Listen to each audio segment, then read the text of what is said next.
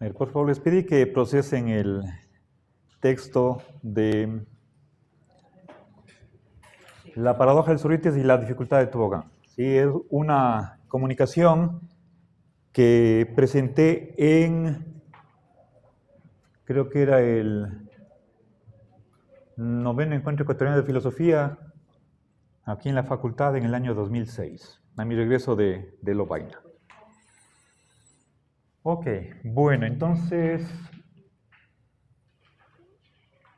esta es la dificultad del tobogán. Está tomada del libro de John Hospers, Introducción al Análisis Filosófico. Tiene una bonita sección sobre esta temática de lo difuso. ¿Se acuerdan de Hospers?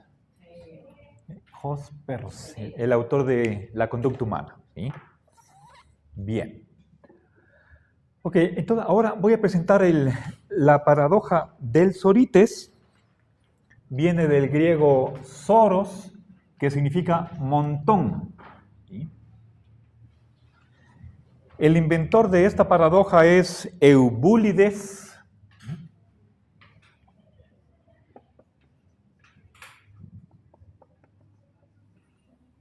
que es famoso por varias paradojas. Una de ellas es la paradoja del mentiroso.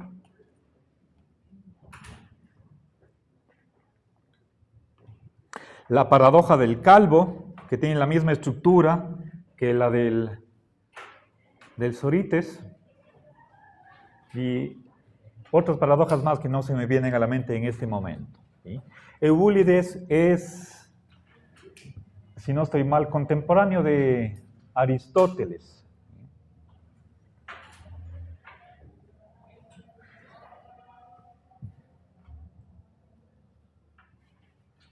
A ver, pero si no estoy mal, posiblemente no había todavía la silogística, de modo que cuando nos topamos con el argumento que él inventó, todavía no había manera de técnicamente saber si el argumento vale o no.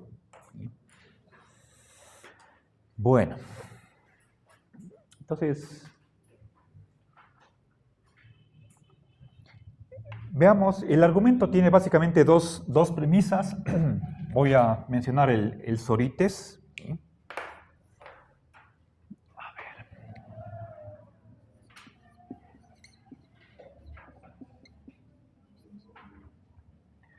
La primera premisa dice, un grano de arena no es un montón.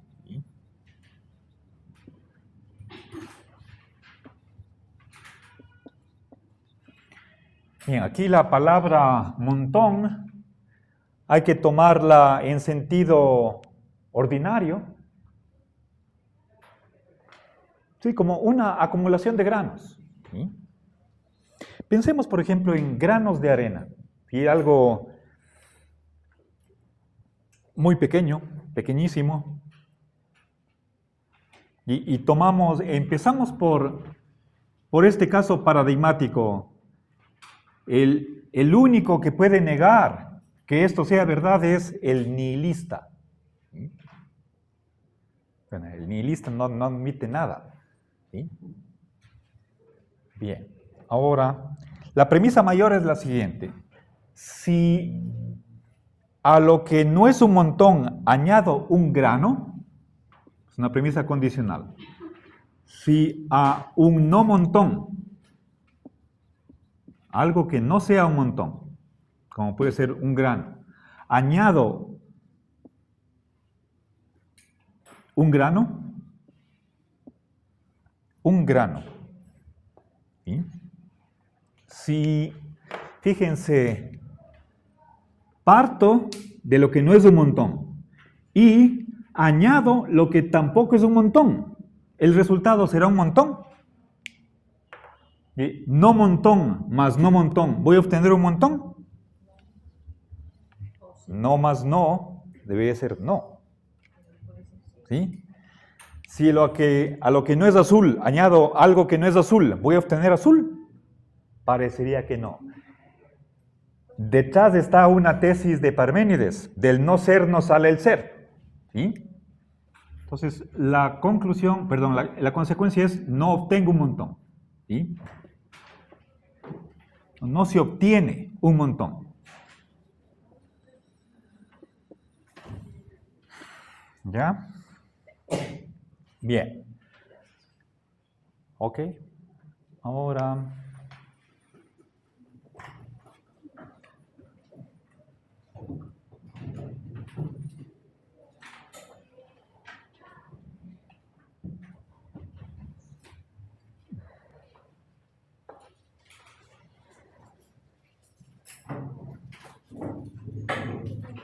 Si a lo que no es ser añado otro no ser, de esos dos no seres, ¿puedo obtener un ser? Nos cuesta mucho, ¿sí?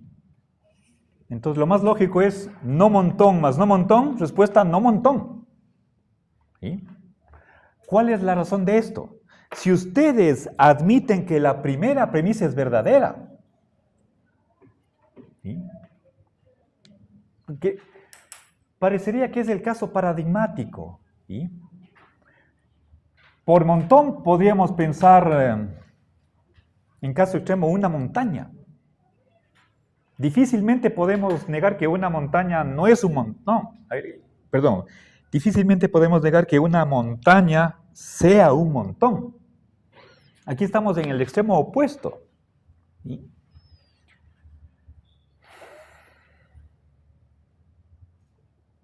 Bien, incluso, a ver, tomando esta palabra en sentido ordinario, aquí podríamos incluso utilizar una negación total. ¿Sí? Un grano de arena no es un montón en absoluto. Si es que eso es verdad, entonces a lo que no es un montón añado algo que tampoco es un montón. ¿Puedo de estos dos montones obtener un montón? No se ve cómo. ¿Sí? Entonces, esto es una suposición. Partamos de algo que no es un montón.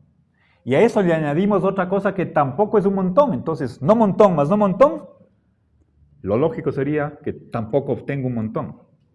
Pero, y detrás de esto está la primera premisa. ¿Sí? A lo que no es un montón, añado algo que no es un montón, entonces de esa suma no puedo tener otro montón. ¿Sí? La misma razón que favorecía la primera premisa parece que está detrás de la segunda. ¿Ok? Pero ahora el argumento continúa reiterando esta premisa mayor. ¿Sí? Entonces imaginémonos, tengo un grano y no es un montón. Tengo aquí 2 granos y no es un montón. A lo que no es un montón, añado algo que no es un montón, no obtengo un montón. Pero ahora ya tengo 3 granos.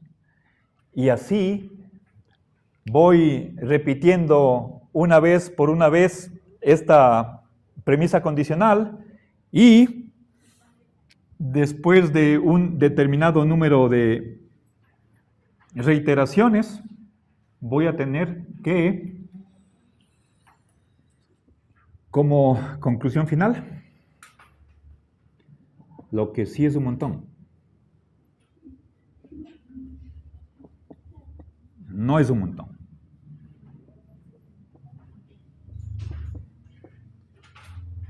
¿Sí?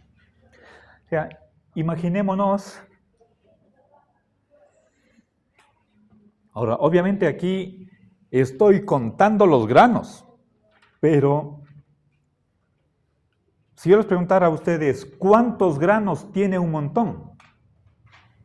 Estaría yo cuantificando algo que lo entendíamos en sentido cualitativo.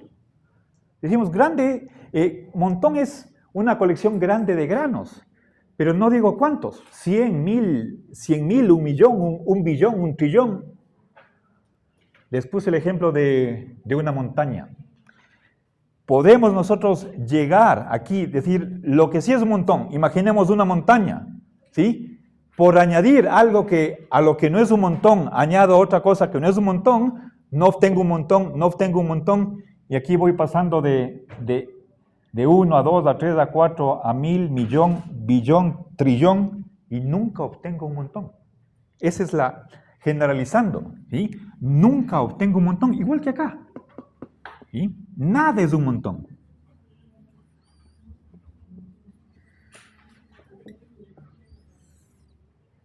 Pero fíjense que llego a esta conclusión a través de este proceso, utilizando la segunda premisa. Y veíamos que detrás de ella hay una justificación. ¿Sí? Que creo que en última instancia se basa en esa tesis de que del no ser no sale el ser. ¿Sí? A ver, esto me hace acuerdo a un principio semejante que utiliza Nozick. Si a lo que es justo añadimos justicia, de aquí tiene que salir justicia. ¿Sí? Imaginémonos una situación inicial en la que cada quien merece tener lo que tiene. Esa es situación inicial justa. Y llegamos a otra situación en la que a partir de la primera se pasa a la segunda por medio de procedimientos justos, como puede ser, por ejemplo, compraventa, donación, regalo, intercambio. ¿Sí? Si ese proceso es justo y el punto de partida es justo, el punto de llegada tiene que ser justo. ¿Cómo podría ser que justicia más justicia no dé justicia? Aquí es al revés. ¿Sí? Pero no doble negación daba algo positivo. Sí, no doble negación daba eso. Es que no es multiplicación, sino suma.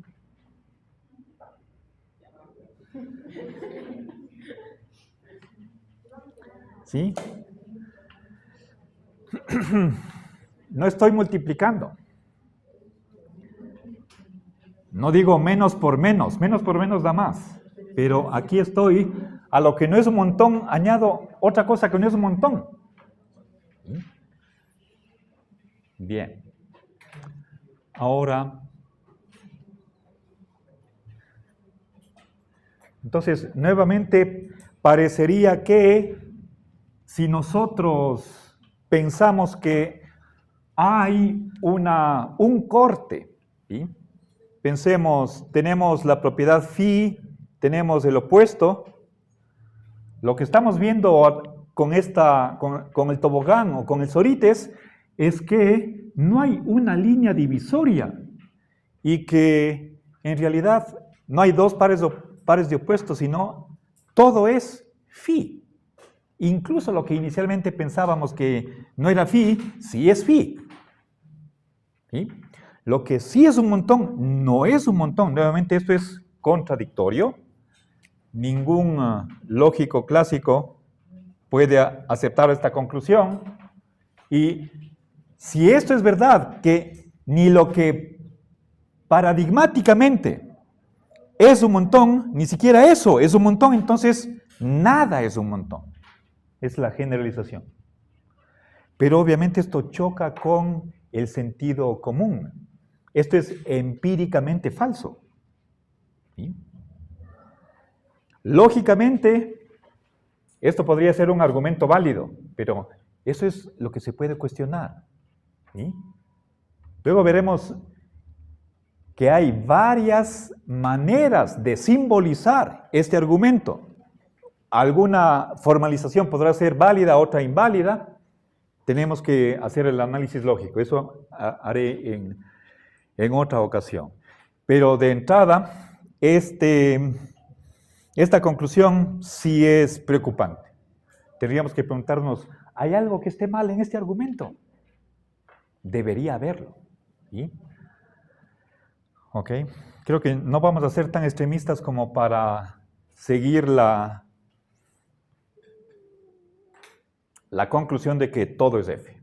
¿Sí? O incluso, bueno, eso habría que preguntarse, ¿podríamos aceptar esto, sí o no? Les mencioné a Anaxágoras. ¿Sí? podría ser un principio que podemos incorporarlo en nuestra ontología. Bien, entonces se comprende este argumento, ¿sí? Ahora, veamos la paradoja del calvo. Tiene exactamente la misma estructura, ¿sí?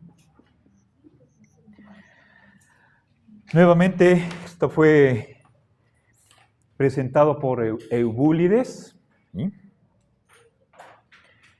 Y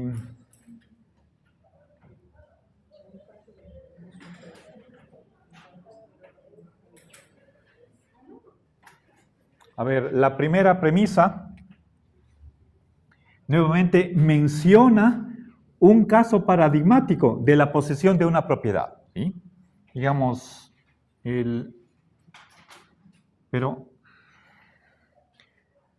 a ver, voy aquí a utilizar una palabra que según el diccionario tiene otro uso, ¿sí? A ver, voy a explicar qué entiendo por un pelón no es calvo.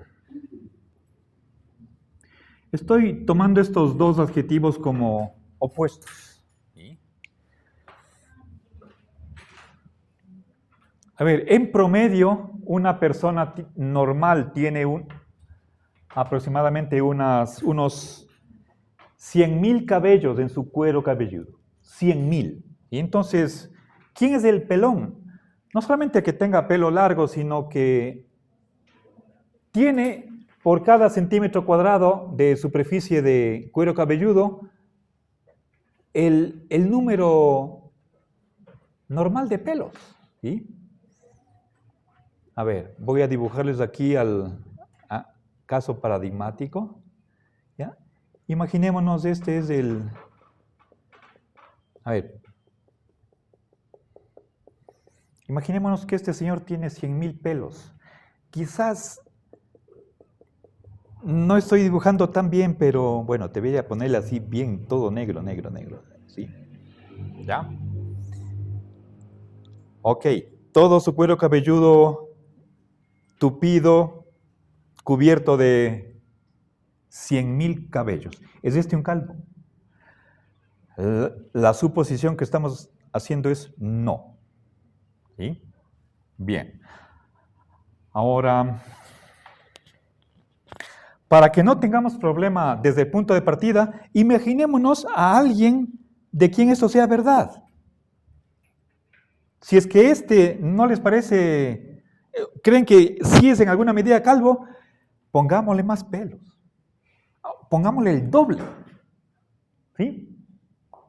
Entonces, partamos de algo que aceptamos que es verdadero. ¿Ok? Bien, ahora, la siguiente premisa, la premisa mayor es la siguiente. Si, suposición, es un condicional. Si a un no calvo le retiramos un pelo, o si el no calvo pierde un pelo, ¿sí?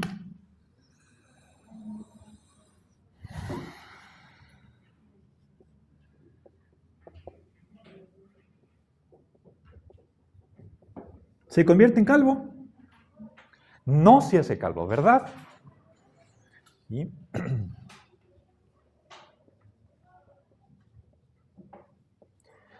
Pero verán, estamos diciendo pierde, tiene un pelo menos. Imaginémonos y que no es que solamente sale la parte superior, pero queda la raíz y después de un mes ya crece nuevamente. No. O al día siguiente, no. Se queda con un pelo menos. Entonces, nuevamente, imaginémonos que volvamos acá. Creemos nosotros de entrada que la gente podría ubicarse dentro de unas de estas dos categorías. Calvos, no calvos. Estoy empezando por este extremo de acá, los que no son calvos. Y pensamos que hay gente que sí es calva. Piensen, por ejemplo, alguien que podría tener solamente pelo acá atrás en la nuca, es calvo. O sea, aquí en la parte superior, en los lados no tiene pelo y solamente acá atrás tiene unos pocos. Eso es un calvo. ¿Sí? ¿Ok? ¿Sí? Ahora, creo que no hace falta que nosotros especifiquemos, bueno, ¿quién es el calvo? En sentido estricto, deberíamos tener nosotros una definición. ¿Cuál es esa definición? Calvo es el que tiene poco pelo, nada más. Pero no me pidan en números. No les voy a decir 100 pelos, 1000 pelos, 10 pelos. Poco pelo. ¿Exactamente cuántos? Eso es difuso. Inexacto, impreciso. Es algo, si quieren ustedes, cualitativo. No entendamos por calvo el que no tiene ningún pelo, ni uno solo. No, ese es llevar esta palabra al extremo. ¿Sí? Entendamos esto en el sentido ordinario de la palabra. Como lo es, por ejemplo, gordo, lejano, alto, rico, saludable, fecundo, etc. ¿Okay? Limpio, espacioso. La mayoría de los adjetivos son difusos, no tienen límites precisos. ¿Sí? ¿Ya? Luego me voy a referir a cómo entender técnicamente dentro de este contexto lo que significa difuso, o lo que la mayoría de los filósofos que abordan este problema llaman lo vago. ¿Ya? A ver, entonces, ¿cómo defiendo esta segunda premisa? Diciendo que la diferencia entre calvo y no calvo no puede ser un pelo. Igualmente que aquí, si estamos cerca y acá no cerca, se supone que lo que no está cerca está lejos. La diferencia entre estos dos opuestos no puede ser 1 metro, 10 metros. ¿Sí? Acá la diferencia entre lo que es montón y montón no es un solo grano. Por las mismas razones, si este señor pierde un pelo, por favor vean al pizarrón, le retiré un pelo, ¿se me hizo calvo? No. Tiene todavía 99.999 pelos. ¿Ya? Ok, ¿sí? Si el no calvo pierde algo que no le hace ser calvo, no se hace calvo. Parecería que esto es obvio. No digo que sea tautológico, pero parece que lo es. ¿Sí? Ok, ahora, nuevamente vamos a reiterar 99.999 veces esta premisa. ¿Sí? Segunda vez le quito otro pelo. Vean al pizarrón. ¿Se me hizo calvo? ¿Se me hizo calvo? ¿Se hizo calvo? ¿Se hizo calvo? Pero hasta que después de 99.999, tenemos en que se quedó con un pelo y este no es calvo. Y al que no tiene pelos, o sea, ya. Pero después de varias, ¿no? El que tiene un pelo no es calvo. Y finalmente, el totalmente calvo, y aquí hay un grandísimo problema. El totalmente calvo, es decir, el que no tiene ni uno solo, este de acá. ¿Sí? El totalmente calvo no es calvo. ¿Dónde? No hay ni uno. Tenía, ya le quité. El que tenía un pelo no es calvo. Y le quito ese pelo y no se hace calvo. Entonces nadie es calvo. Ni siquiera el que es totalmente calvo no es calvo. Esto es absurdo, no solamente contradictorio. ¿Sí? Absurdo. Ilógico, irracional. Bien, entonces, aquí hay un problema. ¿Sí? Nuevamente, suponemos que hay un par de opuestos, pero a la final nos quedamos con un solo opuesto. Eso es el monismo. ¿Sí? Pensábamos que algo estaba lejos, que algo sí era montón, que alguien sí era calvo. Lógicamente estamos demostrando que no lo hay. ¿Sí? Obviamente, estos resultados, conclusiones lógicas, van en contra de lo que nos dicen nuestros sentidos. ¿Sí? No vamos a ser tan racionalistas como Parménides para decir la lógica vale, nuestros sentidos nos engañan. Más bien, demos fe a nuestra percepción y cuestionemos que los argumentos sean válidos. Sobre todo en versiones en las que la conclusión no solamente es contradictoria, sino absurda. ¿Ok? Bien. En la versión de abajo decía todo el... A ver, ¿el totalmente calvo? No es calvo. Gracias. Ya. No es. Perdón, aquí está mal. Bien. Ok. Ya. A ver, entonces,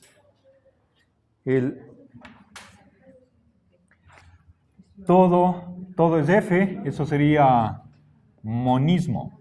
¿Y? ¿No hay dos opuestos?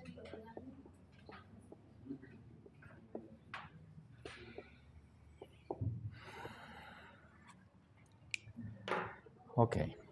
Bien. A ver. Entonces, una pregunta que nos puede servir como para poder continuar en esta primera aproximación al problema es la de si es que suponemos que hay dos opuestos, ¿sí? Phi y no phi, pero es lo contrario de lo que están probando estos argumentos. ¿Sí? ¿Cómo se realiza la transición o cuál es la diferencia entre phi y no phi? ¿Sí?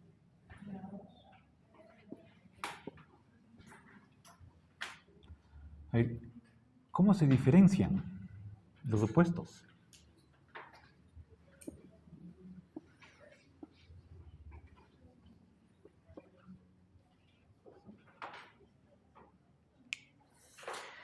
Pensemos en frío y caliente, joven y viejo, alto, bajo.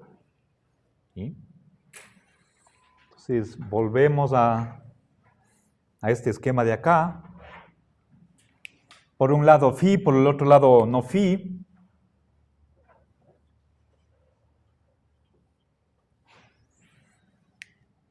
Aquí yo trazo una línea vertical para decir que hay una división, puede ser una ruptura, un divorcio.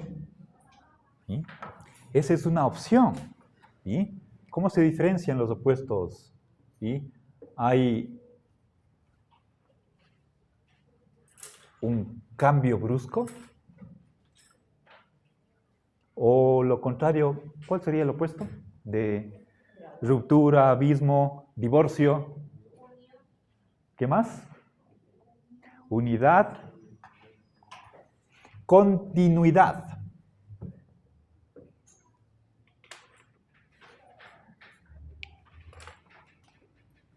En vez de poner aquí una raya vertical, podríamos trazar una horizontal y poner aquí el más y acá el menos.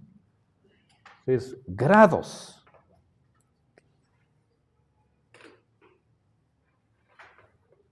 Bueno, puedo yo trazar aquí una raya divisoria y decir, hasta aquí está lo cerca. Y De ahí en adelante, lo lejos. ¿Cuál sería este punto? ¿Qué es lo que está lejos de la Facultad de Filosofía? Lejos. Pueden decir la Feria Libre.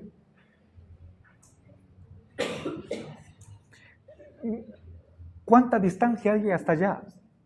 Será, por ejemplo, si me dicen hay 5 kilómetros, ya, muy bien, ponemos aquí. ¿Y qué pasa con los 4 kilómetros 999 metros, 99 centímetros, 99 milímetros? Porque le falte 1 milímetro, ¿sí? Está aquí, está cerca y después por 1 milímetro más ya pasamos a lo lejos. 1 milímetro es lo que marca la diferencia entre lo que está cerca y lo lejos. Sí, seguramente esto es arbitrario, sin fundamento en la realidad, ¿sí? Pero si nosotros adoptamos la lógica clásica, no nos queda más que trazar esa raya en algún lugar.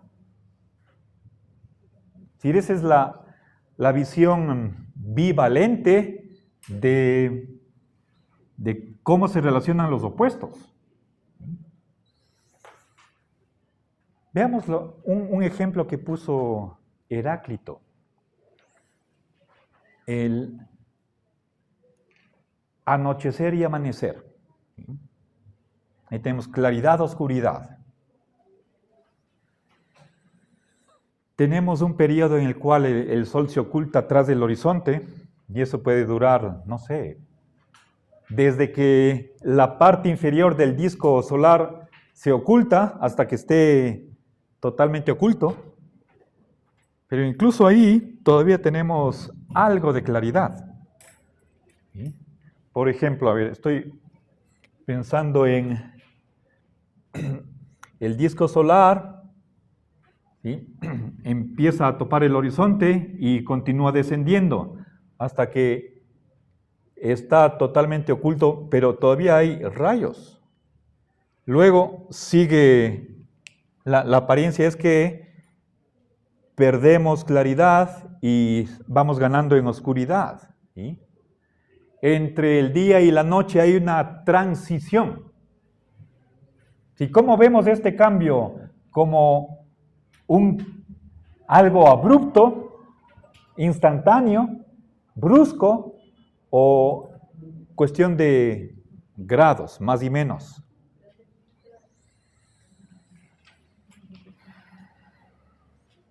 Hervir agua. ¿Sí? El agua empieza a temperatura ambiente, digamos 20 grados y termina en 100. Puede estar el agua a menos temperatura, digamos, pasa de no caliente a caliente. Nuevamente, ¿cómo se hace ese cambio? ¿Sí? Y tenemos aquí dos opciones, o cortamos en alguna parte, y si no cortamos, entonces todo es frío. No podemos. ¿Sí? Parece que las alternativas que nos presentaría la lógica clásica, ambas son insatisfactorias. ¿Sí? Bueno, hay varias propuestas de solución. Yo caracterizaré presentaré el fenómeno que está detrás de esto, lo difuso en general, o en particular la serie sorítica, que es lo que estoy tratando de explicar acá con este gráfico de aquí. ¿Sí?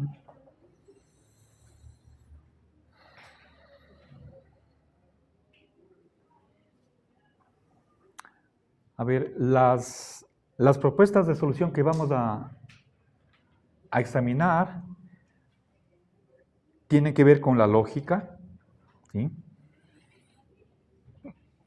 Hay un autor que defiende la lógica clásica. Esa es, por ejemplo, la posición de Bertrand Russell y de otro autor A ver, este rato no se me viene a la memoria. Hay, por otra parte, pasarnos directamente a lógicas gradualistas, lógicas paraconsistentes, es decir, que admitan la contradicción, que admitan la gradualidad. Hay un autor,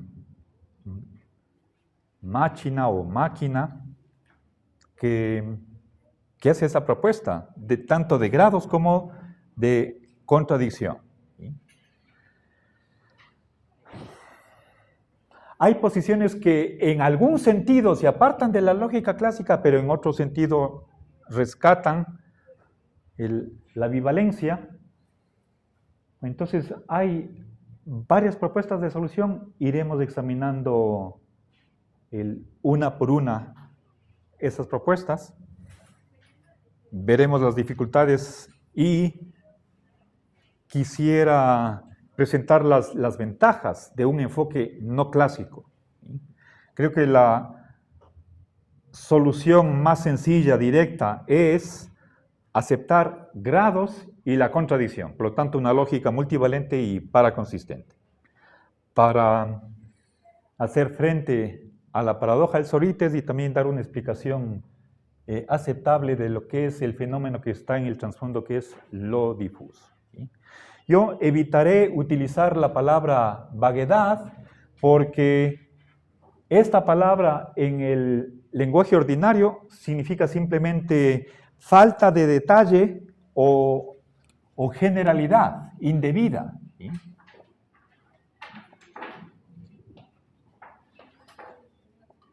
Por ejemplo, si es que un candidato presidencial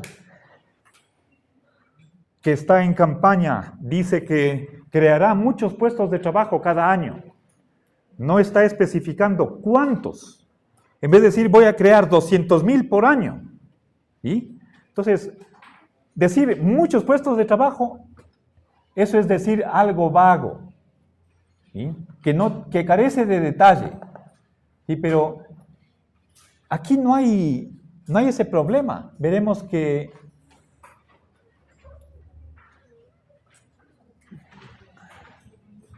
podemos examinar las varias alternativas sin necesidad de acudir a la vaguedad. ¿Sí?